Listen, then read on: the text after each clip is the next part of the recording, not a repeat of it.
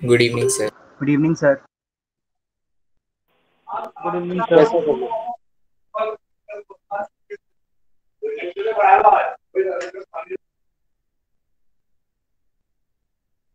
तो लास्ट क्या पढ़ रहे थे जरा बताओ।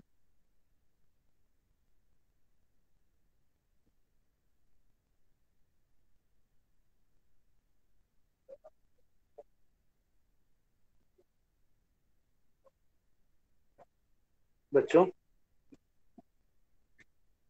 Yes, sir. सर सर आज लास्ट शायद क्लास में तो इकोनॉमिक्स का हमने चैप्टर शुरू चैप्टर करना कंप्लीट था। कर लिया था ना। अच्छा, एकदम एक और नया चैप्टर शुरू करने इकोनॉमिक्स वाले की बात की ना शायद लास्ट। अर्नब बोल रहा था, कौन बोल रहा थे। Yes sir. अच्छा, इकोनॉमिक्स की बात है। था? ठीक है, इकोनॉमिक्स यस का सर, मनी एंड तो क्रेडिट। निकालो।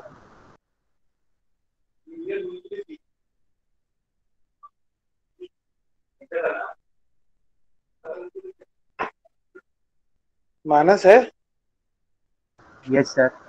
बेटा, शेयर कर दे chapter number 3 okay economics. Sir.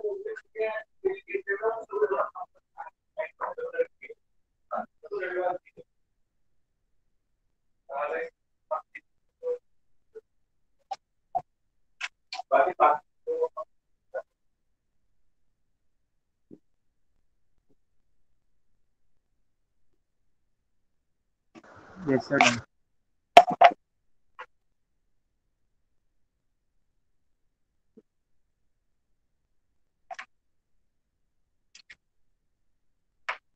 Okay, money and credit. अच्छा देखो, इस चैप्टर में ना हम लोग को ये समझ में आएगा कि जो भी इकोनॉमी है, जो भी अ, व्यापार हो रहा है या फिर कोई भी अगर चीजें हो रही हैं तो वो उसको हम कैसे समझेंगे, कैसे देखेंगे और कैसे वो चीजें घटती या बढ़ती हैं। ठीक है, हम साथ में ये भी देखेंगे कि पैसे का कैसे आना हुआ, पैसा कैसे शुरू हुआ चीजों में, और बेसिकली क्रेडिट होता क्या है। क्या आपके पास पैसा आया तो वो आपका क्रेडिट है, या आता हुआ पैसा भी आपके लिए डेबिट बन सकता है। ठीक है, तो ये सारी चीजें हम समझेंगे। साथ में हम ये भी देखेंगे कि जो भी हमारे क्रेडिट है उसका क्या इम्पोर्टेंस है, और उसके टर्म्स बेसिकली क्या रहेंगे, और उसके डिसएडवांटेज भी क्या है। ठीक है, और फॉर्मल सेक्टर में अगर हम देखते हैं तो ये कैसे काम करता है हमारे कंट्री के डेवलपमेंट। ठीक है, ठीक है बच्चों। Yes sir. Yes, sir.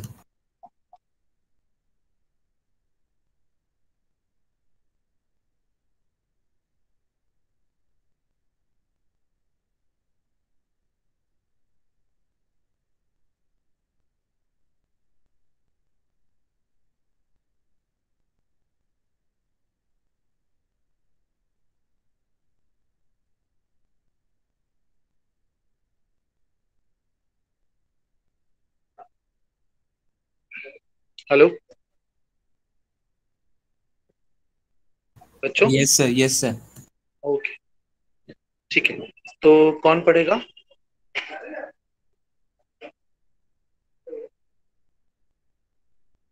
Narayan.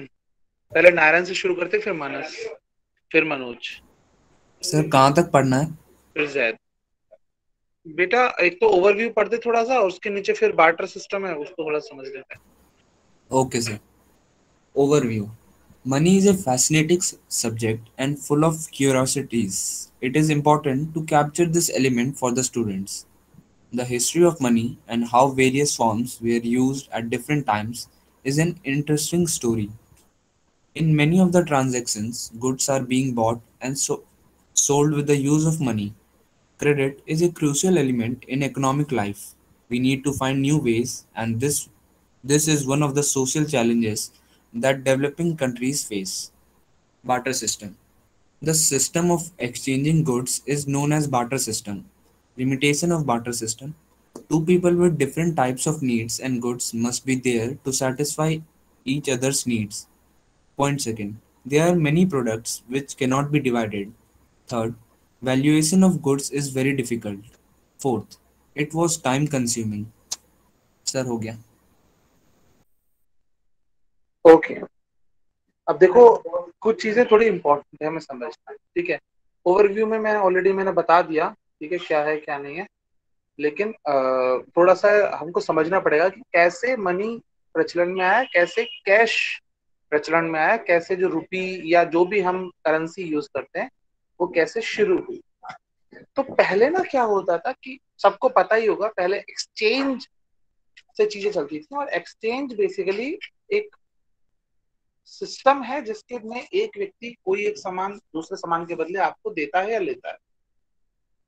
अब होता क्या था, फॉर एग्जाम्पल इसमें पहले जैसे आपके पास गेहूं है, राइट, और आपको कपड़ों की जरूरत है, तो आप बाजार में गए, आपने देखा कि कोई व्यक्ति है जो गेहूं के बदले कपड़े दे रहा हो, तो आप उसको अपना गेहूं दे करके कपड़े ले सकते हैं।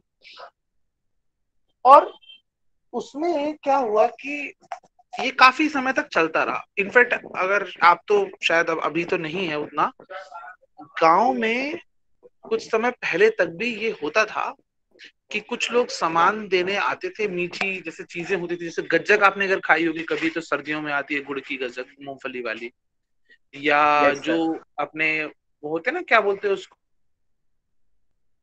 क्या बोलते हैं उनको, कैंडी, क्या बोलते हैं उसको, कैंडी फ्लॉस या क्या बोलते हैं, ठीक है। तो वो हो गए, आइसक्रीम हो गई, बच्चों के खिलौने हो गए। ये एक्चुअल में मैं वो बता रहा हूँ जो मैंने खुद से देखा है। बाकी नॉर्मल चीजें भी होती थी, लेकिन मैंने जो खुद से देखा वो मैं बता रहा हूँ। तो वो पैसों की जगह बहुत सारी चीजें हमसे ले लेते, जैसे कि अखबार की रद्दी, प्लास्टिक की रद्दी, गेहूं, चावल, आलू। ये मैंने खुद से ले करके, और मैंने इसके बदले में जो वो चीजें जो मैंने आपको गिनाई, चाहे वो गुड़ की गजक हो या आइसक्रीम हो, वो मैंने खुद भी ली हैं, ये मैंने किया है खुद से, ठीक है। तो पहले ऐसा होता था। फिर क्या हुआ, धीरे धीरे वो प्रचलन कम होता चला गया, क्योंकि उसका रीजन ये है कि हो सकता है आप गए हो गेहूं के बदले में कपड़े लेने, लेकिन सामने वाले को गेहूं की जगह चाहिए हो दाल या चावल, तो फिर क्या वो आपको दे पाएगा? नहीं, क्योंकि उसको तो चाहिए ही नहीं गेहूं, और ये आपको, सब से कुछ और ही चाहिए। Right. This is just an example, ठीक है। तो अब मान लीजिए आपको आपको दोनों बेचना है कुछ और उसको बेचना है, उसको लेना है कुछ और, तो वहां पर अगर आपकी नीड्स मैच नहीं कर रही हैं, तो उसमें ये सिस्टम जो है फेलियर करने लगता है, क्योंकि उसकी लिमिटेशन है। उस लिमिटेशन के आगे वो बढ़ नहीं पाता, ठीक है। और इसकी एक चीज और ज्यादा जो प्रॉब्लम क्रिएट करती है वो है कि हम वैल्यूएशन कैसे लगाएंगे कि गेहूं 1 किलो का कितना होगा, कितने किस चीज से उसको हम वो करेंगे कि उस किसी के पास 10 किलो गेहूं है और किसी के पास 5 मीटर कपड़ा है, तो कैसे हम डिसाइड करेंगे कि 5 मीटर कपड़े की वैल्यू कितने गेहूं के बराबर है, या एक 10 किलो गेहूं की वैल्यू कितना कपड़ा आएगा? हम नहीं डिसाइड कर सकते आसानी से, क्योंकि वहां पर एक करेंसी का कोई यूनिट नहीं है, ठीक है। जब यूनिट होगा, मान लीजिए हमें पता है कि भाई 1 किलो गेहूं 20 रुपए का है, और एक जो कपड़ा है उसका 1 मीटर वो है 15 रुपए का, तो इसका मतलब कि आप 15 रुपए और 20 रुपए का एवरेज निकाल करके आप गेहूं के बदले में कपड़ा ले सकते हैं, राइट। लेकिन अगर है ही नहीं, फॉर एग्जाम्पल आप मान लीजिए अब 20 रुपए किलो गेहूं है और कपड़ा है 40 रुपए मीटर, तो आप 1 किलो गेहूं में कितना कपड़ा ले लेंगे?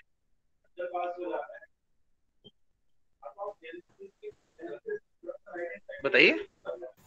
सर एक बार रिपीट कर दीजिए सर, आपने क्या फॉर बोला? एग्जाम्पल 20 रुपीज केजी का गेहूं आप बेच रहे हैं, और 40 रुपीज पर मीटर का कपड़ा है, तो 20 रुपीज केजी के हिसाब से कितना आपको कपड़ा मिलेगा? सर सर आधा मीटर। 0.5 मीटर, सर आधा पॉइंट मीटर। फाइव मीटर या आधा आधा meter meter sir. Yes sir, बहुत कम मतलब। यस ठीक है, सर। बहुत कम ज्यादा के नहीं, लेकिन आप कैलकुलेट कर सकते हैं ना, यस सर, क्योंकि एक स्पेसिफिक फिक्स्ड यूनिट है हमारे पास। क्योंकि हमारे पास एक यूनिट है उसको एक्सचेंज करने की। लेकिन जब हमारे पास यूनिट ही नहीं है, तो क्या हम उसको कर पाएंगे? कैसे डिसाइड करेंगे कि भाई कितने किलो गेहूं का कितना मीटर कपड़ा है? नहीं कर सकते ना। यस सर, क्योंकि कुछ लोगों के लिए कुछ चीजें ज्यादा इंपॉर्टेंट होती है दूसरी चीजों से, तो उससे हम कंपेयर नहीं कर सकते। हम्म।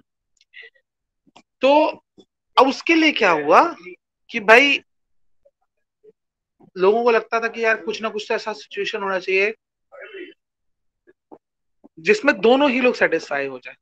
अच्छा, एक चीज और थी इसके साथ साथ,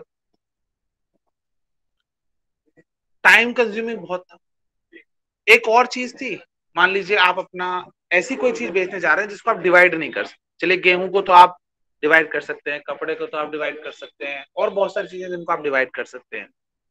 लेकिन आपसे कोई कहे भाई मैं भैंस बेचने जा रहा हूँ अपनी, तो क्या करोगे कि भाई टांग पीछे की मेरे को दे दे और सींग तू रख ले? नो सर, नहीं नो कर सकते। सर। आप उसको डिवाइड ही नहीं कर पाएंगे चीजों को, राइट? तो ये यस सारी सर। प्रॉब्लम्स थी जिनकी वजह से बार्टर सिस्टम में एक लिमिटेशन थी, और वो उसको अच्छे से एट फुल पोटेंशियल वो यूज नहीं हो पाता था, राइट? एक बहुत यस अच्छी सर। स्टोरी यहीं पर आता है रुपये का और करेंसी का नाम, और कैसे करेंसी होती थी पहले। पहले लोग ये कहते थे, जिन लोगों के पास थोड़ा दिमाग था उन्होंने क्या किया, यहीं से बैंकिंग सिस्टम की शुरुआत हुई। और बैंकिंग सिस्टम में उन्होंने क्या किया कि एक दुकान खोली, और उसने कहा ठीक है, जो तुमको भी जो सामान चाहिए वो हमको दे दो, और हम तुमको लिख के एक नोट दे देंगे कि इतने का सामान हमारे पास आया, और उस नोट के बदले तुम बाजार जाना, और तुम जो भी सामान उस यूनिट का खरीदना चाहो वो तुमको मिल जाएगा। वो बंदा भी हमारे पास आकर के उसको कैश करा सकता है, उसको उसके बदले कोई भी सामान वो ले जा सकता है। एक तरीके का एक डिपॉजिट स्टोर बना, जिसमें लोगों ने सामान जमा करवाया, और उसके बदले वो नोट, नोट मतलब ऐसा वाला नोट नहीं जो नोट होते हैं हम लोग लिखते हैं नोट, वैसा वाला नोट। और वहीं से ये वर्ड भी बना नोट, जिसको आज हम करेंसी में नोट मानते हैं, ठीक है? कहते हैं ना 10 रुपए का नोट, 20 रुपए का नोट, यस बोलते हैं सर, ना? Yes sir. यस सर, 10-20 का नोट जो अभी भी। हाँ, तो वही नोट एक्चुअल में वो पुराने वो नोट थे जो लोग नोट लिख के रख लेते थे अपने पास कि इस व्यक्ति ने मेरे को एक्स अमाउंट का एक्स चीज मेरे को वाई चीज दी है। यस सर, उसके बदले मतलब में ये भी है उसको, ना कि सर मतलब मुझसे कोई इतने पैसे का सामान लेके गया, अभी उसने उतना पैसा नहीं दिया है मुझे। हाँ, मतलब वो सामान लेके चला, पैसा लेके चला गया, नोट लेके चला गया, और वो सामान मुझे दे गया बदले में, ऐसा ये सोच थी। और ऐसे क्या होता था कि मान लीजिए गेहूं वाला व्यक्ति मेरे पास आया, उसने कहा भाई मेरा 20 रुपए के हिसाब से गेहूं है, आप मेरे को इसका नोट बना के दे दो। तो उसने वो नोट बना के उसको दे दिया कि मेरे पास 20 रुपए का गेहूं का ये आ गया। अब उसके पास क्या है, उसके पास तो ये चीज आ गई ना कि भाई इतने का गेहूं आ गया ना, राइट? अब मान लीजिए कोई व्यक्ति आया जिसको चावल खरीदने थे, ठीक है, लेकिन अब उसके पास तो गेहूं है, चावल तो है नहीं, तो क्या करेगा? लेकिन वो बैंक के पास ऐसे तो बहुत सारे लोग होंगे ना जो चावल भी बेच के गए होंगे, कुछ लोगों ने गेहूं बेचा होगा, कुछ लोगों ने यस सर। दाल बेची होगी, कुछ लोगों ने दही बेचा होगा, राइट? तो वो उस बैंक के पास आया, उसने कहा भाई देखो मेरे पास ये स्लिप है, मैंने इस बदले के में खरीदी थी, इस बदले में मेरे को आप ये दे दो, गेहूं की मेरे को स्लिप मिली थी, आप मेरे को एक काम करो, ये मैंने उसको बेची है, बदले में उसने मुझे स्लिप दी, अब इस स्लिप के बदले मेरे को आप चावल दे दो, राइट? तो वो स्लिप उसके पास वापस आ गई और वो चावल उसके पास यस चले सर। गए। तो यस कम से कम उसको बनना था, जो लेना था वो पैसा उसने वो ले लिया। अब धीरे धीरे यहाँ पर करप्शन आना शुरू हुआ। करप्शन आना क्या शुरू हुआ, लोगों ने क्या करा, ये एक थोड़ा सा मैं हटके बता रहा हूँ ताकि तुम्हारे दिमाग में एक कॉन्सेप्ट आ जाए कि लोगों ने कैसे शुरू की थी। लोगों ने क्या किया कि वो पर्ची ऐसे ही बना के देनी शुरू कर दी, उनके पास वो चीजें थी भी नहीं, वो बना के देनी शुरू कर दी। एक बंदा आया, उसने कहा कि क्या है तुम्हारे पास, क्या है कि मेरे पास सर कपड़े हैं, तो बोले लाओ दे जाओ, ठीक है, उसने दे दिया। अब बदले में कोई बंदा आया, उसने कहा भाई तुमको क्या चाहिए, उसने कहा सर हमको तो ये सामान बेचना है, चाहिए कुछ नहीं। तो अब वो बोला कि कितने किस चीज के लिए चाहिए, कि मेरे को तो सर गेहूं के लिए चाहिए। तो उसने दे दिया, भले उसके पास गेहूं था भी नहीं, फिर भी उसने वो बना के दे दिया पर्ची। Yes sir. अब आपके पास वो असल में तो आपके पास गेहूं नहीं है, लेकिन आपने पर्ची बना के दे दिया, यस। राइट? उससे क्या हुआ कि धीरे धीरे करप्शन बढ़ना शुरू हुआ। मेरे पास कोई चीज है भी नहीं, फिर भी मैंने वो बेच दी। फॉर सर एग्जाम्पल, आप किसी पैसे आ शॉप गए पे ना। गए, आपने मोबाइल खरीदा, तो आप मोबाइल खरीदोगे तब बदले में आप पैसे दोगे, यही तो होता है। Yes sir. और यहाँ पर क्या हुआ, उसने पैसे पैसे तो ले लिए, लेकिन मोबाइल की जगह एक पर्ची बना के दे दी कि ठीक है आप यहाँ से कभी भी मोबाइल ले जा सकते हैं, ऐसी वाली एक स्लिप बना के दे दी, जबकि उसके पास मोबाइल था भी। उसने वो पैसा जो आया, उसके पास जो नोट आया, जो सामान आया, उसको उसने यूज करना शुरू किया, आगे देना शुरू किया, डबल मार्जिन पे देना शुरू किया। ऐसे करके धीरे धीरे करप्शन, इंटरेस्ट, इन सब चीजों का डेवलपमेंट हुआ, बैंकिंग सिस्टम बना, ठीक है? सर लोग नकली नोट्स नहीं बनाते थे? अब वो नकली नोट ही है बेटा, वो नकली नोट ही थे जो बना रहे थे ना, वो नकली तो नोट हुए, उनके पास कुछ था नहीं, फिर भी उन्होंने नोट बना के दे दिया।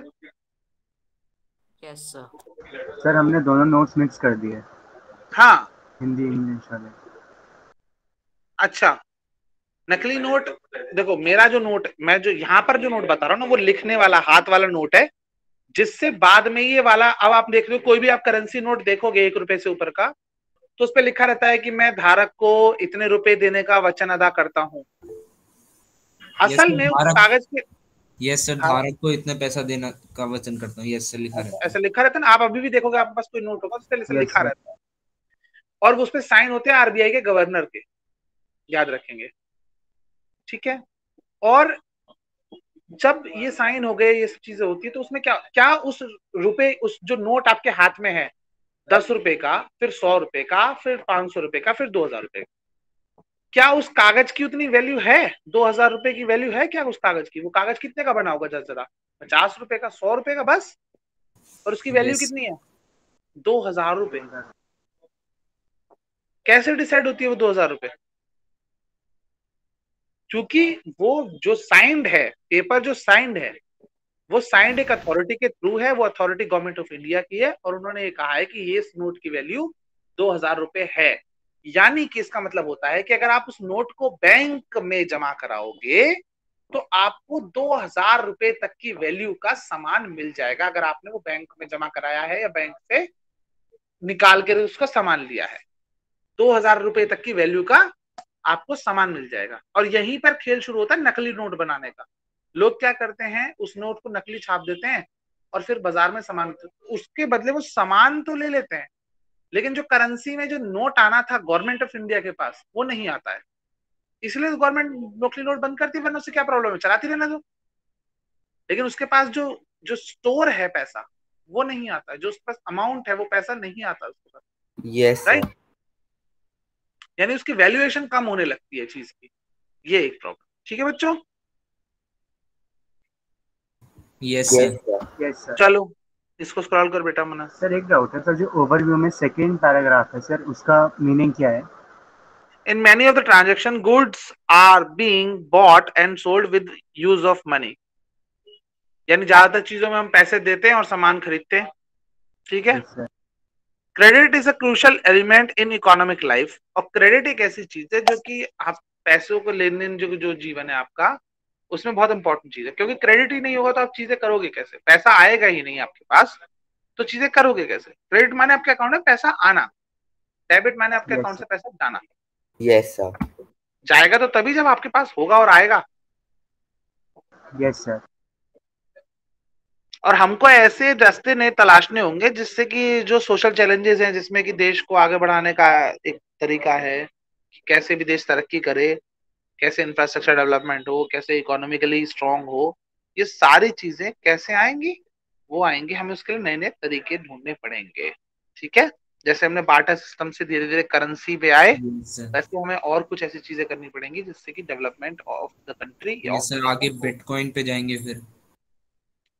देखो वो क्रिप्टो करेंसी है बेटा, क्रिप्टो करेंसी ऑथराइज नहीं है। यस राइट, नहीं है। क्यों ऑथराइज नहीं? क्योंकि पूरी दुनिया में किसी भी देश की गवर्नमेंट का इस पे कंट्रोल नहीं है, राइट। मतलब कि कंपनी फॉर एग्जांपल मैंने एक करेंसी बनाई, आजकल इतनी करेंसीज डेली बन रही है ना मार्केट में, इसका कोई जवाब ही नहीं, ठीक है। फॉर एग्जांपल मैंने एक करेंसी बनाई, ठीक है, जिसका मैंने बोल दिया कि भैया इतने रुपए की है, एक्स रुपए की है, 5 रुपए की है, 10 रुपए की है, ठीक है। आपने वो करेंसी बनाई, मार्केट में उतार, अब वो उसकी वैल्यू कब बढ़ेगी? जब आप उसको लोग ज्यादा खरीदेंगे, उसको अपने पास रखेंगे, जब उसकी डिमांड ज्यादा डिमांड ज्यादा होगी, राइट। तो अब इसी तरह से यहाँ पर भी स्थिति है, जैसे कि मार्केट में अगर रुपये की डिमांड बढ़ती है तो रुपया जो है वो स्ट्रांग होता है ना, ऐसी डॉलर की डिमांड बढ़ती है तो डॉलर स्ट्रांग होता है, रुपया कमजोर होता है। शेयर मार्केट, शेयर मार्केट नहीं, नॉर्मल मार्केट, करेंसी मार्केट।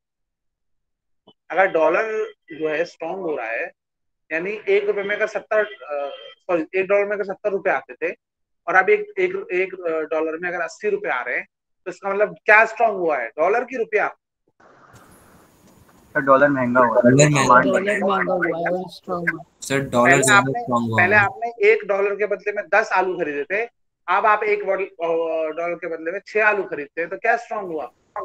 आलू या सर डॉलर? आलू स्ट्रॉन्ग, सर आलू आलू स्ट्रॉन्ग सर हुआ। आलू। क्योंकि वो काम आना शुरू हुआ। बिल्कुल, शाबाश। ठीक है, यस सर। चलिए, यदि आपकी power of selling and purchasing वहां पर अगर इफेक्ट आ रहा है तो उससे डिसाइड होगी चीजें कि यूनिट की जो करेंसी है वो बढ़ी है या घटी है। ठीक है, एक पहले रुपए में 1 किलो साबुन ले लिया आपने और 1 रुपए में आपने 10 किलो साबुन ले लिया, तो डॉलर, वो जो रुपया है वो मजबूत हुआ ना, और यस साबुन जो है वो कमजोर हुआ। सर। पहले गोल्ड होती थी ना, गोल्ड के हिसाब से कि इतने गोल्ड आ जाएंगे डॉलर्स में। जितना गोल्ड का रिजर्व है आपकी कंट्री में उसके हिसाब से यस। आपका करेंसी डिसाइड होता है। लेकिन अब और भी बहुत सारी चीजें आ गई हैं, क्रूड है, ठीक है, नेचुरल गैसेस हैं, मतलब किसी भी तरह के अगर स्टोरेज हैं, ठीक है, रिसोर्सेज स्टोर है, वो सब जो हमने पढ़ी भी थी, नेचुरल रिसोर्सेज, याद है आपको बच्चों? Yes yes sir. सर। तो उन सब पे भी डिपेंड करता है। जैसे कि एक एग्जांपल देखेंगे तो सबसे महंगी करेंसीज में दुनिया की एक कुवैती दिनार आता है। Yes sir, Yes, Kuwaiti yes दिनार आता है सर, Yes, sir. 278 रुपीज के इक्वल होता है, 278 ठीक या है, 48 ऐसे कुछ है। वो तब तक ही है जब तक कि उनके पास ये yes, सब sir. तेल Oil, के ऑयल है। रॉयल है सबसे सर। ज्यादा भंडार है वहाँ ऑयल पे। रिजर्व ज्यादा है। कुछ समय पहले तक कुवैती दिनार की कोई वैल्यू नहीं थी।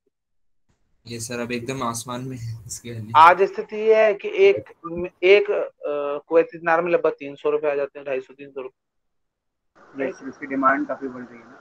क्योंकि उसकी डिमांड बहुत बढ़ गई, राइट? ऐसे ही अगर मान लीजिए वहां पेट्रोल खत्म हो गया ना और उनकी इकोनॉमी शिफ्ट नहीं करी उन्होंने, तो स्थिति ये हो जाएगी जो 50 साल पहले भुखमरी की हालत थी ना, वही स्थिति यहाँ हो जाएगी। Yes, yes sir. Yes sir.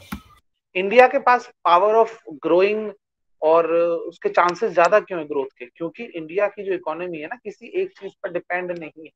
जैसे उनकी सर इकोनॉमी एक चीज पे फेल डिपेंड नहीं, करे, अलग अलग रिसोर्स है। हमारी हम देखेंगे तो एग्रीकल्चर में हम बहुत सारी चीजें करते हैं, जैसे कि हम कॉफी में बहुत आगे हैं, हम टी में बहुत आगे हैं, हम स्पाइसेस में बहुत आगे हैं, स्पाइसेस में खास तौर से ब्लैक पेपर में, ठीक है। फिर आप आ जाइए दूध में, मिल्क प्रोडक्शन, ठीक है, मतलब जो डेयरी प्रोडक्ट्स हैं उसके प्रोडक्शन में। फिर आप आ जाइए कॉटन में, टेक्सटाइल में, ठीक है। तो कहीं ना कहीं हम लोग बहुत ज्यादा स्कोप है हमारे पास बिजनेस का, आईटी सेक्टर में हम बहुत आगे हैं, राइट? तो कहीं ना कहीं इंडिया के पास बहुत सारी अपॉर्चुनिटी, ह्यूमन रिसोर्सेज बहुत ज्यादा है हमारे पास, तो कहीं ना कहीं सब चीजें हैं। लेकिन ऐसे कंट्रीज जो सिर्फ एक या दो ही चीजों पर जिंदा है, अगर वो चीजें खत्म हो जाती हैं तो दिक्कत बहुत ज्यादा होगी। सर ठीक है, एक ही चीज पे डिपेंड नहीं रहना चाहिए ना हम्म, सर। रिसोर्स आगे बढ़े तो तो गया कंट्री का। आगे बढ़े। Yes sir.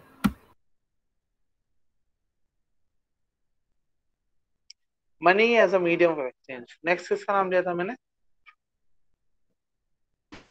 सर मेरा। तो मानस का लिया था। ठीक है मानस बेटा, ये जो फर्स्ट 3 लाइन्स है और उसके बाद double coincidence Yes, sir. Of bond, ठीक है। Okay, sir. Money as a medium of exchange. It is an important function of money.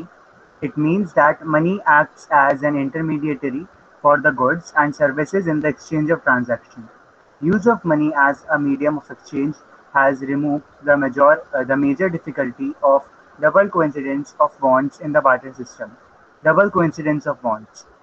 It means both parties, that is buyer and seller, have to agree to sell and buy each other's commodities. For example, a person holding money can easily exchange it for any commodity or service that he or she might want.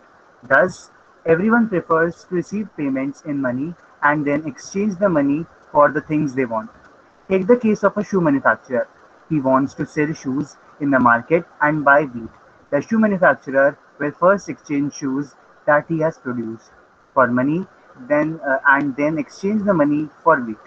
Imagine how much more difficult it would be if the shoe manufacturer had to directly exchange shoes for wheat without the use of money. He would have to look for a wheat growing farmer who not only wants to sell wheat but also wants to buy the shoes in exchange. That is, both parties have to agree to sell and buy each other's commodities. This is known as double coincidence of wants.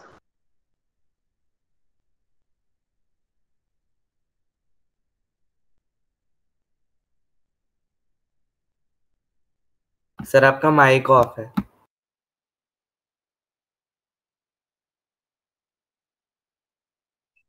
Okay, देखो ये मैं already थोड़ा समझा चुका हूँ, ठीक है।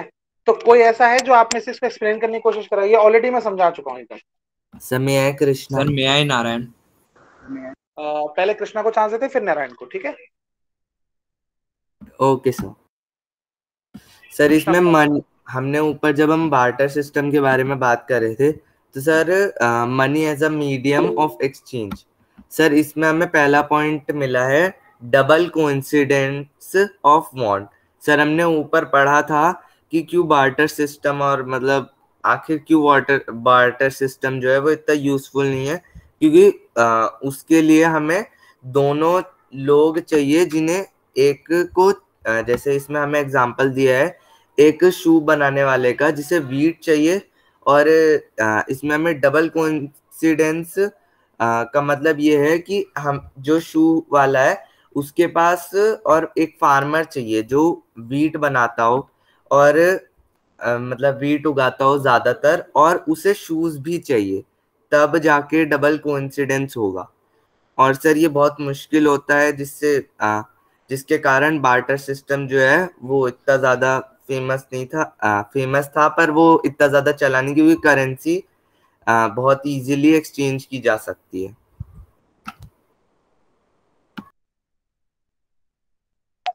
Narayan. Yes sir. Sir money का पहले हम अगर देखेंगे कि मनी के क्या फायदे हैं, तो मनी एक ऐसी चीज है जो एक इंटरमीडिएट गुड्स की तरह है। मतलब अगर हमें कुछ चाहिए तो हम पहले उसको मनी से एक्सचेंज कर लेंगे और फिर मनी से हम दूसरी कुछ चीज खरीद सकते हैं जो हमें चाहिए, मतलब खरीदने के लिए। तो मनी अगर जब इस्तेमाल होना शुरू हुआ तब इसने जो डबल कोइंसिडेंस ऑफ वांट है जो बहुत मतलब मुश्किल होता था, क्योंकि डबल कोइंसिडेंस ऑफ वांट इतनी आसानी से ना, बहुत मतलब टाइम भी कंज्यूम होता था इसमें, और हमेशा पॉसिबिलिटी भी नहीं है कि आपको कोई मतलब हो ही जाएगा ये। इसलिए इसने इसकी दिक्कत को हटा दिया। अब डबल कोइंसिडेंस ऑफ वांट का मतलब ये बताया गया है कि अगर किसी को एक एग्जांपल के साथ ये बताया गया है कि अगर एक शू मैन्युफैक्चरर है और उसको वीट चाहिए, सो तो उसे अगर डबल कोइंसिडेंस वांट की तरफ से चले हम, तो पहले उसे एक फार्मर को ढूंढना पड़ेगा जो वीट उगाता है और वीट बेचना भी चाहता है, और साथ ही साथ वीट बेचने के अलावा उसको शूज भी खरीदने हैं। लेकिन ऐसा इतना मतलब ये सब चीज देखना बहुत एकदम मुश्किल काम हो जाएगा। अब इसी में अगर मनी हो, अगर इसके बीच में इंटरमीडिएट गुड की तरह काम करे, तो सिंपली वो अपने जूते को पैसे के बदले बेच लेगा और फिर उस पैसे से किसी फार्मर से वीट खरीद लेगा। तो इस तरह से उसकी जो भी बीच की दिक्कतें हैं कि पहले उसको ढूंढना पड़ेगा, फिर उसमें भी उसको ढूंढना पड़ेगा कि किसको जूते चाहिए किसको नहीं चाहिए। तो इस प्रॉब्लम को मनी ने एक तरह से हटा दिया। इसलिए मनी मतलब बहुत अच्छी तरीके से एक तरह से उसको लाया भी गया यूज में ज्यादातर। सर हो गया। देखो एक चीज हमको थोड़ी समझनी होगी यहाँ पर। लोग पहले भी चीजें कर रहे थे लेकिन वो जरूरत से ज्यादा कॉम्प्लिकेटेड था और बहुत ज्यादा टाइम टेकिंग था, साथ के साथ उसमें डिफिकल्टीज भी बहुत ज्यादा थी। तो उनको सॉल्व करने के लिए हम लोग करेंसी को इंट्रोड्यूस किए, ठीक है। अब मान लीजिए जैसा कि इसमें एग्जांपल में बताया भी है, ऑलरेडी मैं बता भी चुका हूँ आपको। मान लीजिए कोई व्यक्ति है जिसको जो जूते बनाता है, उसको गेहूं की जरूरत है, खाने की जरूरत है, तो वो ऐसा व्यक्ति ढूंढेगा जो जो कि अनाज उगाता हो और प्लस उसे बेचना भी चाहता हो, ये नहीं कि वो खुद ही खाना चाहता हो। और सबसे इम्पोर्टेंट है वो उसे जूते के बदले में बेचने को तैयार हो। अब साथ में आप ये सोचो, एक आदमी अगर एक दिन में 1 किलो गेहूं खाता है तो एक साल में 365 किलो गेहूं खा जाएगा, right? Yes sir. Yes sir. और उतना बड़ा अमाउंट जूतों के बदले में मिलना क्या वो आसान है? No no sir. सर। तो उसको एक और डिफिकल्टीज देखनी पड़ती थी। तो अब या तो फिर वो एक काम करे कि भैया जूतों के बदले में मान लीजिए कोई व्यक्ति है जो उसे बकरी बेच रहा है और गेहूं बेचने वाले व्यक्ति को बकरी चाहिए, तो वो पहले जाए ढूंढे बकरी वाले को, जो बदले में जूते उसके ले ले, और बदले में वो जाकर के फिर वो बकरी ले।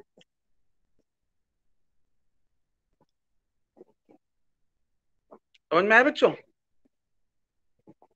Yes sir. लेकिन अगर अगेन ये बहुत ज्यादा कॉम्प्लिकेटेड था, बहुत ज्यादा परेशानी देने वाला था, तो इसलिए उन्होंने उसको चेंज करा और मनी का इंट्रोडक्शन हुआ। ठीक है, क्योंकि बहुत सारी कंडीशन चाहिए ना, तब जाके होगा ये। ठीक है, नेक्स्ट किसका नाम लिया था बेटा मैंने?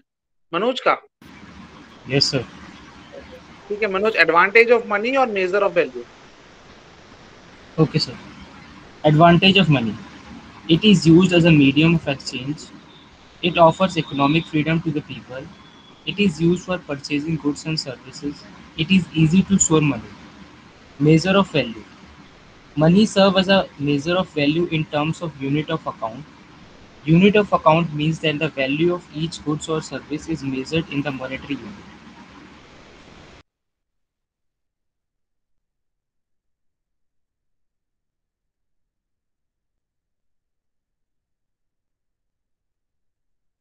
Second.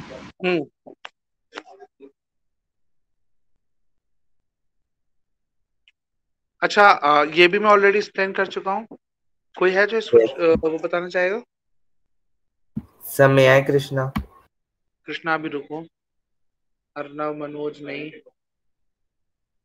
मानवी। मानवी तुम बताओ जरा। Yes sir.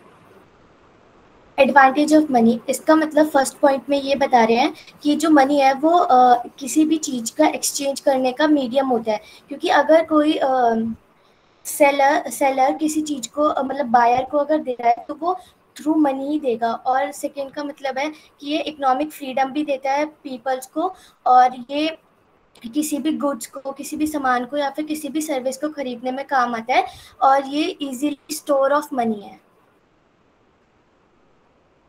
Very good. देखो, मनी को हमें समझने के लिए एक चीज समझनी पड़ेगी कि हमारे एक्सचेंज को बहुत हेल्प करता है। ठीक है, आपने वो पेपर ले लिया किसी से भी और सामान दे दिया, उसके बदले में फिर वो आपने पेपर दे दिया और सामान ले लिया। ठीक है, तो ये एक फायदा होता है उससे। इकोनॉमिक फ्रीडम मिलती है लोगों को कि हमको सोचना नहीं है कि कोई व्यक्ति कहाँ से हमें वो जो ऐसा व्यक्ति मिले जो अनाज बेचना चाहता हो और बदले में जूते लेना चाहता हो, वो सोचने की जरूरत नहीं है। सामान खरीदने के लिए, चीजें खरीदने के लिए बहुत ज्यादा काम आता है, और लोग उसमें पैसा जोड़ के रख सकते हैं। मान लीजिए किसी व्यक्ति के पास 10 रुपए किलो गेहूं के हिसाब से गेहूं है 100 किलो, तो उसको 100 किलो स्टोर करने में कितना दिक्कत आएगी, राइट? प्लस नुकसान का डर रहेगा, चूहे आ गए, बाढ़ आ गई, ये आ गया, वो हो गया। Yes sir. उसके बदले में उसने क्या किया, उसको बेचा 10 रुपए किलो के हिसाब से 100 रुपए का, और उसको आराम से कितना, उसको 1000 रुपए मिला ना, उसने वो उठा करके अपने पास रख लिया, बात खत्म। 1000 रुपए के नोट रखने में कितनी दिक्कत होती है? कुछ भी नहीं, 500 के 2 नोट हो गया। Yes sir. है ना? Yes sir. दूसरा, Yes, मेजर ऑफ वैल्यू, यानी आप कैसे डिसाइड करोगे कि कोई चीज कितने की है। मैं वही जैसे पहले समझाया था मैंने आपको कि कैसे आप ये पता कर पाएंगे कि जो आपके जो भी आप सामान बेच रहे हैं उसकी वैल्यू, स्टेबल जो यूनिट। सामान आप खरीद रहे हैं वो किसके साथ कैसे मैच करोगे। तो उसके लिए यूनिट की जरूरत होगी, और वो यूनिट जो है करेंसी है, राइट? Yes sir. चलिए, modern forms of money. Money is used as a medium of exchange because, ये दोनों पढ़ने हैं। नेक्स्ट का नंबर था मानस का, जैद का। ठीक है, जैद तुम पढ़ दो, फिर उसके बाद मानस ने पढ़ा थोड़ी अभी। हाँ, तो जैद के बाद मानस मानस के बाद मानवी, मानवी के बाद लव्य। Modern forms of money. It includes currency, paper notes, coins, plastic money, and deposit with the bank. Money is used as a medium of exchange because it is authorized by the government of the country.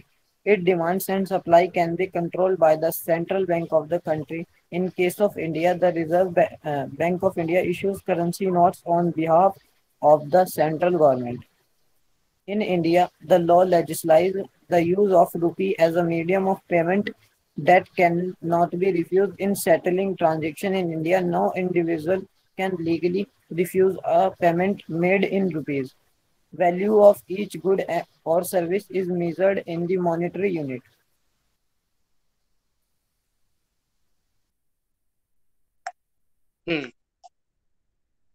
Modern forms of money क्या क्या है, बहुत आसान इनको समझना। Currency हो गई, paper notes हो गए, 10 के नोट, 20 के नोट, 50 के नोट, 100 के नोट, 500 के नोट, 2000 के नोट।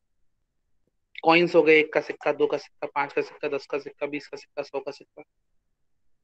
प्लास्टिक मनी हो गई। प्लास्टिक मनी क्या होते हैं? क्रेडिट कार्ड, डेबिट कार्ड्स, आपके बैंक के ATM card. Yes sir.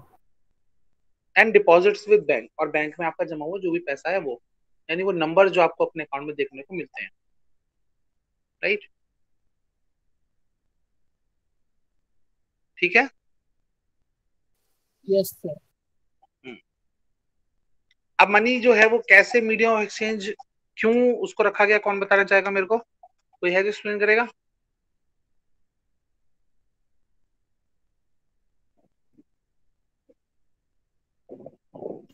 Sir मे आई नारायण। नारायण, अभी तूने एक्सप्लेन तो नहीं किया था ना? कुछ किया था। सर मे आई मानस। मानस, तुमने भी नहीं एक्सप्लेन किया ना? नो सर, मैंने रीड किया है बस। कल रीड किया था, कोई बात, बता दो। Yes sir. सर हमें जो टॉपिक है वो है कि money is used as medium of exchange because, वो मेन रीज़न क्या है जिसके लिए मनी को यूज़ करते हैं। सर जो प्राइमरी रीज़न है, फिर जो पहला रीज़न है वो है कि it is authorise by the government of the country, मतलब सर गवर्नमेंट द्वारा ऑथोराइज होता है। या फिर कोई इसे प्राइवेट एजेंसी या फिर कोई और अथॉरिटी इसको नहीं बना रही, इसको गवर्नमेंट ऑफ इंडिया बना रही है। It's demand and supply, sir जो उसकी डिमांड है और उसकी सप्लाई है वो सेंट्रल बैंक जो सेंट्रल गवर्नमेंट है अपनी, उसके वो कंट्रोल कर सकती है। और इंडिया में जो करेंसी को इशू करने के जो राइट्स हैं, या फिर हम कहें जो नोट्स इशू करती हैं, वो आरबीआई करती है on the behalf of the central government. और इंडिया में सर कोई भी इंडिविजुअल रुपीज़ में मेड पेमेंट को रिफ्यूज़ नहीं कर सकता। और सभी ट्रांजैक्शन जितनी भी इंडिया में होती हैं उनके लिए रुपीज़ का यूज़ हो सकता है। और सर हम सभी गुड्स और सर्विस का जो मेजर है वो मनी के अमाउंट में, यानी जो रुपीज़ के अमाउंट में, उसको इजीली कैलकुलेट कर सकते हैं। इसलिए भी ये मीडियम एक्सचेंज की तरह यूज़ होता है। बिल्कुल। एक चीज और ये ध्यान रखेंगे सब लोग कि जब हम ये कहते हैं कि कोई उसको रिफ्यूज नहीं कर सकता लेने से, तो आप याद करो कि ऐसे भी शॉप्स हैं जहां पे आप पुराने सिक्के लेके जाते हैं, 1 का सिक्का छोटा वाला या यस 50 सर। पैसे का, तो वो लोग चलाते नहीं। आपको एक यस बात सर। बताऊं, ऐसा सर करने वो वाले लोग, इलीगल है। ऐसा करने वाले लोगों के खिलाफ ना कार्यवाही की जा सकती है। और छोटी मोटी नहीं, देश यस विरोधी कार्यवाही, जो देशद्रोह की कार्यवाही होती है ना, ट्रेडर, वो की जा सकती है। रीजन उसका ये है क्योंकि आप जिस गवर्नमेंट अथराइज्ड नोट को मना कर रहे हैं उसको भारत सरकार ने बनाया है, आप मना नहीं कर सकते उसके बदले में सामान यस दे। सर। ठीक यस है। सर, और उनके जब कोई इंस्ट्रक्शन नहीं आए जब तक कर नहीं सकते। और इसी के लिए आपको याद होगा, अब से कुछ साल पहले हमारे जो प्रधानमंत्री हैं, जो पिछले साल, मतलब पिछले जो नोट। लास्ट उनका टेन्योर था, उन्होंने नोटबंदी या डीमोनेटाइजेशन किया। अब वो बेसिकली था क्या? क्या उस 1000 या 500 के नोट का वैल्यू कल तक 500 और 1000 था, आज वो कागज का वैल्यू घट गया था क्या? कागज तो नो उतने ही पैसे का था, वो थोड़ी बदल गया था। बस उन्होंने उनके वर्ड्स पे याद करिए, वो क्या कहते हैं, आज रात 8-12 बजे के बाद 500 और 1000 के नोट लीगल टेंडर नहीं रहेंगे। लीगल टेंडर का मतलब है legally authorised medium of exchange. Sir हटा दिया, अब लीगल नहीं है वो। वो इलीगल हो जाएंगे, वो लीगल नहीं रहेंगे। यानी गवर्नमेंट ऑफ इंडिया का उनसे कोई वो नहीं रहेगा। उसके बदले में जो उस पर लिखा हुआ है, मैं धारक को वचन देता हूँ इतना पैसा देने का, वो गलत, उसको मतलब उसको नल एंड वॉइड मान लिया जाएगा। यस समझ सर। रहे? हाँ, ठीक है बच्चों, यस यस सर। सर। चलिए आगे बढ़ेंगे।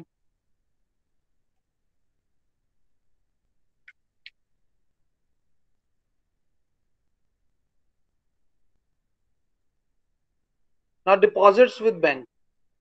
किसको लिए पढ़ने को बोला था? मानवी ने शायद। सर आपने किसी को बोला नहीं था। Yes sir. मानवी और लव्य बोला था बेटा, मानवी और यस फिर सर। लव्य। यस सर बोले थे। बोलो। Demand deposit, the deposit in cheque the तक बैंक। पढ़ना है बेटा, ठीक है? चेक 3 पैरा वो पॉइंट पढ़ने, चेक। सर चेक के एडवांटेजेस भी? नहीं। Okay sir. Demand deposit. The deposit in the bank account which can be withdrawn on demand are known as a demand deposit. Advantage of depositing money in the bank. First, it is a safer. Sir, safer नहीं शायद safer होगा ना? Yes बेटा। Safer place to keep money as a compared to the house or working place. B. People can be earn interest on the deposited money. C. People have the provision to withdraw the money as and when they require. D. People can also make payment through checks. Check. It is a paper instructing the bank to pay a specific amount from a person account to the person in whose name the check has been made.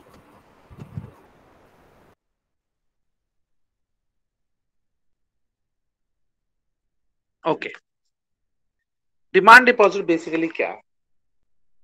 जब आप किसी account में अपने bank में पैसा जमा करते हैं तो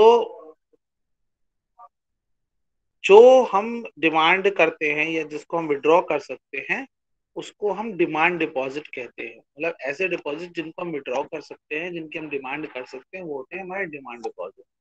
यानी आपने 10,000 रुपए बैंक में जमा किए, फिर आप उसको निकाल सकते हैं, निकालना चाहते हैं तो वो हो गया आपका डिमांड डिपॉजिट। ठीक है। सर अब इसके एफडी फायदे बोल क्या हैं? सकते हैं क्या हम? फिक्स डिपॉजिट जो होता है क्या? सर, एफडी जो लोग बनाते हैं फिक्स एफडी डिपॉजिट। नहीं बेटा, नॉर्मल पैसा भी अगर हम करते हैं तो भी, ओके सर। जो पैसा आपके अकाउंट में, इनफैक्ट एफडी तो देखा जाए कम ही रहेगा क्योंकि सर वो इंटरेस्ट समय होता लगा देता है, वो रेंज वो अपने हाँ ईयर यस सर। बाउंड होता है, है।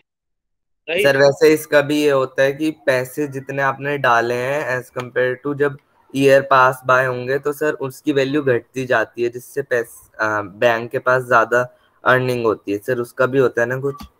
किसी दिन समझाऊंगा उसको भी, ठीक है? अभी अपन चैप्टर पे फोकस करते हैं। Okay sir. कुछ वो डिपॉजिट जो मनी आप जमा करके रखोगे उस पर आपको इंटरेस्ट मिलेगा। ठीक है कि भाई आपने 100 रुपए उस बैंक में रखे हैं तो आपको 1 रुपए का इंटरेस्ट मिलता है। ये मतलब एक जस्ट एग्जांपल दिया, ठीक है? Yes sir. Yes sir. उनके पास ये चांस होता है कि वो जब चाहे अपने इस बैंक में पैसे जमा कर सकते हैं, जब चाहे उसमें से निकाल सकते हैं। ठीक है। Yes sir. वो चेक्स के थ्रू भी पेमेंट कर सकते हैं। एक और चीज, आपने से कभी सोचा है कि ये जो ऑनलाइन पैसे का सिस्टम शुरू हुआ है, इसके क्या फायदे हो सकते हैं, क्या नुकसान हो सकते हैं? एक छोटी सी बात बता। यस सर, सोचा है। Yes sir. आप किसी शॉप पे गए, आपने कोई सामान खरीदा, आपने अपना मोबाइल एप्लीकेशन खोला, कोई भी, ठीक है, ऐसा कोई भी पर्टिकुलर कोई भी एप्लीकेशन खोला, आपने स्कैन किया कोड या नंबर डाला और पे हो गया। ऐसे ही होता है ना? Yes sir. यस सर, ऐसे ही होता है। क्या आपने कोई उसे कागज का टुकड़ा दिया? No sir. देख लो, क्या पता कुछ दिया हो। नो सर, नहीं दिया। नो सर नहीं देते सर, कंप्लीटली वायरलेस होता है। ये मेरा पॉइंट है। उसमें भी क्या हुआ, वहां पर भी उस नोट की कोई वैल्यू नहीं है, उस कागज की कोई वैल्यू नहीं है, बल्कि वैल्यू है उस कमिटमेंट की जो कि आपको मिला हुआ है उस आईडी के साथ कि XYZ बंदा जो गवर्नर है इंडिया का, वो अब क्या करेगा, उसकी रिस्पॉन्सिबिलिटी है कि आपके पास जो पैसा आया है, आपके पास जो नंबर दिखा रहा है अकाउंट में आपके, उसकी रिस्पॉन्सिबिलिटी उस व्यक्ति की है। ठीक है? Yes sir. सर मतलब आपने बोला जो ऑनलाइन पेमेंट होती है उसकी रिस्पॉन्सिबिलिटी जो पे करता है उसकी होती है, गवर्नर की सिर्फ जो पेपर वाली होती है उसकी रिस्पॉन्सिबिलिटी होती है। नहीं, मैं कह रहा हूँ हर तरह का पेमेंट जो भी कोई करता है उसकी रिस्पॉन्सिबिलिटी गवर्नमेंट की ही होती है, आपकी हमारी कोई रिस्पॉन्सिबिलिटी नहीं है। अगर हमारी आपकी कोई रिस्पॉन्सिबिलिटी होती या हमारी की कोई अथॉरिटी होती तुम तो किसी भी कागज पे पेपर पे फोटो बना के गांधी जी की और भेज देते हैं। Yes sir, Yes, sir. Yes, sir. वो कौन सी मूवी आई थी आमिर खान वाली? सर अरे धूम इसमें थी। नहीं एलियन बनता है जिसमें। यहाँ पीके सर, Sir, पीके PK. पीके। ठीक है। तो वो क्या करता है, शुरू में नोटिस करता है ये गांधी जी वाली फोटो पे लोगों को सामान मिल रहा है, तो वो क्या Yes, करता है, Yes. कैलेंडर से यहाँ से यहाँ फोटो से ले आता है सारे पैसे सारे में। फोटो लेना शुरू करता है। राइट, याद आ गया? यस Yes, सर, आ गया। तो बस यही बात है, समझ गए क्या बच्चों? Yes Yes, sir, sir. एकदम समझ गए। सर उसका एक और डिसएडवांटेज भी है ना सर ऑनलाइन का। क्या? सर जैसे अगर आप ऑनलाइन कर रहे हो तो जैसे बैंक आती है, अगर कोई फेक चेक यूज कर रहा है आपके फेक साइन, तो सर वो नहीं चलेगा। पर अगर ऑनलाइन गलती से आपने किसी और का नंबर टाइप हो गया उस पर भेज दिया तो आप कुछ नहीं कर सकते। या फिर आप उसे केस फाइल या ऐसे कुछ करना पड़ेगा जो बहुत लंबा प्रोसेस होगा। देखो ऐसा नहीं है कि हम कुछ नहीं कर सकते। अगर हम Refund हो अपनी जाता है. बैंक की ब्रांच में जाकर के 24 आवर्स में कंप्लेंट कर देते हैं कि भाई हमारे साथ ऐसे ऐसे हुआ है, तो वो पैसे आपके अकाउंट में वापस आ जाएंगे। Okay sir. तो इसको ऐसे नहीं कहना चाहिए, ये थोड़ा सा ये कहते हैं ना कि यूजर क्रिएटिंग चीज है, ऐसा है नहीं। सर फिर विड्रॉ नहीं कर सकते ना 24 आवर्स में? अगर आपके जैसे पैसे नहीं है आपके अकाउंट में और कोई डाले 10,000 रुपीज, तो सर आप निकाल नहीं सकते 24 आवर्स में कि बाय चांस चले गए। ठीक है, लेकिन करने के लिए आपको तो ये तो सोचना ही होगा ना कि जो भी हम पैसा पेमेंट कर रहे हैं वो कहीं ना कहीं गवर्नमेंट की निगरानी में है। Yes sir. चलिए, चेक बेसिकली क्या है? चेक भी वैसा ही एक पेपर का टुकड़ा है जिसपे आप साइन करके देते हैं और सामने वाला उस व्यक्ति को उस चेक को वैलिड मान लेता है। Yes sir.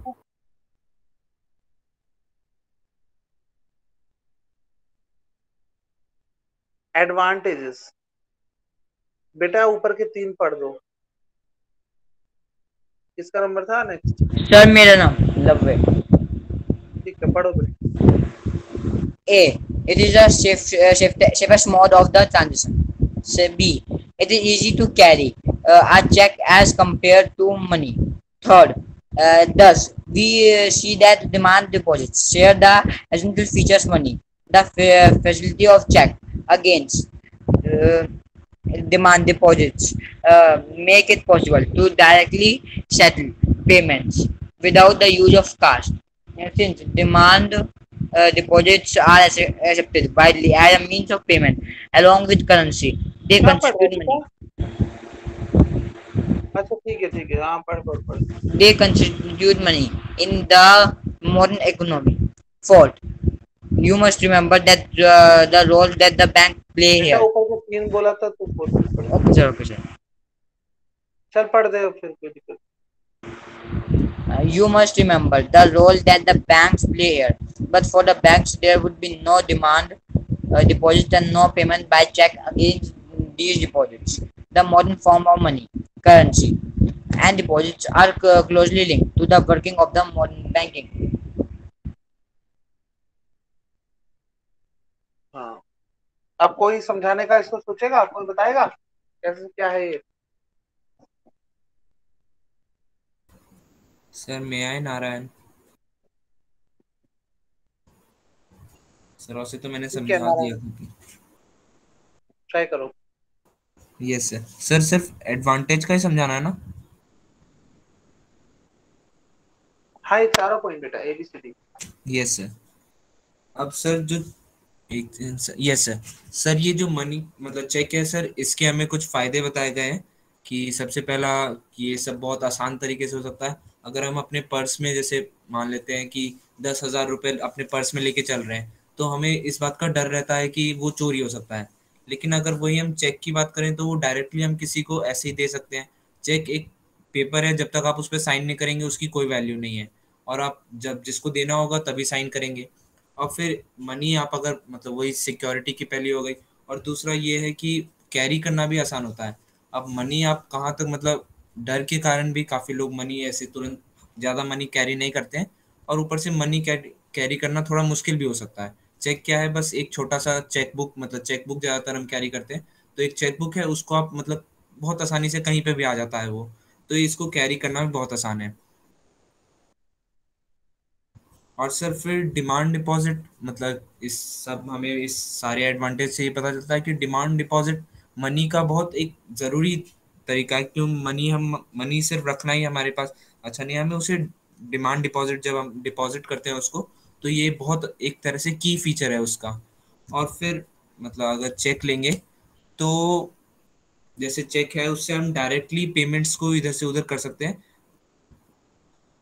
मतलब बिना कैश के हम डायरेक्टली ऐसे कर सकते हैं, हमें उसमें रियल कैश मतलब नोट वोट नहीं देने पड़ते हैं, डायरेक्टली हम एक चेक दे देंगे जिसमें हमारा साइन किया हुआ है और बाकी सारे इन्फॉर्मेशन जो है वो सब उस पर लिखे हुए हैं, उसको डायरेक्टली हम दे देते हैं, तो हमारा जो मनी ट्रांसफर है जिसके बैंक अकाउंट में करना है उसे कर सकते हैं। अब ये मतलब जो डिमांड डिपॉजिट है वो बहुत अच्छे से पेमेंट की तरह, बहुत अच्छा पेमेंट एक होता है, मतलब इस्तेमाल भी किया जाता है और करेंसी के साथ ही, करेंसी को मतलब ये नहीं है कि हम दुकान भी जा रहे हैं तो दुकान वाले को एक चेक ही दे देंगे हम, ये लो 10 रुपए का चेक तुम रख लो अपने पास, ऐसा तो हम कर नहीं सकते। इसलिए करेंसी भी उसी की तरह इस्तेमाल होती है, मतलब पैसे भी हम इस्तेमाल कर रहे हैं, और अगर थोड़ा बड़ा अमाउंट है तो उसके लिए हम चेक का ज़्यादातर इस्तेमाल करते हैं। तो एक तरह से ये जो है मतलब जो चेक है ये एक बहुत अच्छा उसका फॉर्म है, मनी करेंसी का बहुत अच्छा फॉर्म है। और बैंक्स का इसमें बहुत बड़ा रोल है, क्योंकि हम अगर किसी को भी चेक से अगर पैसे दे रहे हैं तो सबसे पहले मतलब बैंक की तरफ से ही जाएगा, वो जिसको हम दे रहे हैं वो बैंक को लेके जाएगा, फिर बैंक उसके अकाउंट में ट्रांसफर करेगा। तो एक तरह से बैंक का भी इसमें बहुत बड़ा रोल है, मतलब जो भी हमें मनी चेक के डिमांड डिपॉजिट के तरफ से जो भी हम मनी ट्रांसफर करते हैं उसमें बैंक बहुत बड़ा रोल एक तरह से मतलब अपना उसका बहुत बड़ा रोल होता है। अब मॉडर्न उसके दो तरीके होते हैं, करेंसी और डिपॉजिट। डिपॉजिट मतलब हम चेक ले सकते हैं या फिर हम ऑनलाइन बैंकिंग जो करते हैं वो भी एक तरह के डिपॉजिट में ही आएगा। और करेंसी जो हम अपने पास पॉकेट मतलब ज़्यादातर अपने पास जो नोट्स रखते हैं जिसपे गांधी जी की ज़्यादातर फोटो बनी होती है, तो ये आपस में बैंक बैंक से जुड़े हुए हैं और आपस में दोनों एक तरह से इंटर रिलेटेड है, कि बिना करेंसी के भी नहीं होगा और बिना डिपॉजिट्स के भी नहीं होगा। बिल्कुल सही है। समझ में आया बच्चों? Yes sir. एक छोटी Yes, सी sir. चीज और समझ लेंगे साथ में कि इसके एडवांटेज में एक छोटी चीज ये भी है कि आप उसको कितने समय के लिए भी रख सकते हैं।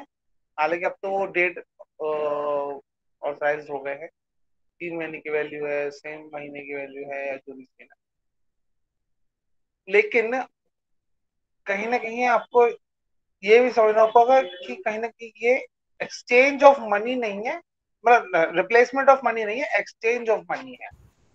ठीक है, आप इसके बदले पैसा ले सकते हैं, इसके बदले में पैसे चीजें देकर कुछ कर सकते हैं, चीजें हो सकती हैं, लेकिन ये नहीं है कि आप आए और आपने कोई भी चीज दी और उसको आपने एक्सचेंज कर दिया उस चीज से। ठीक है, यस सर। ठीक है बच्चों, आज ना थोड़ा सा मेरी तबीयत ठीक नहीं थी, और तो क्लास अब लगा दी थी मैंने, तो सेमेस्टर ले लूं, तो आज क्लास इतना ही रखते हैं, फिर नेक्स्ट क्लास में हम पूरा करेंगे। ठीक है sir? Okay sir. Okay sir. Okay sir. Okay बच्चे, बाय बच्चे। Good evening sir, bye sir, thank you good sir. Evening sir. Thank you sir. Good evening Thank you, sir. sir. Good evening sir, bye बच्चे। Take care sir. Bye everyone.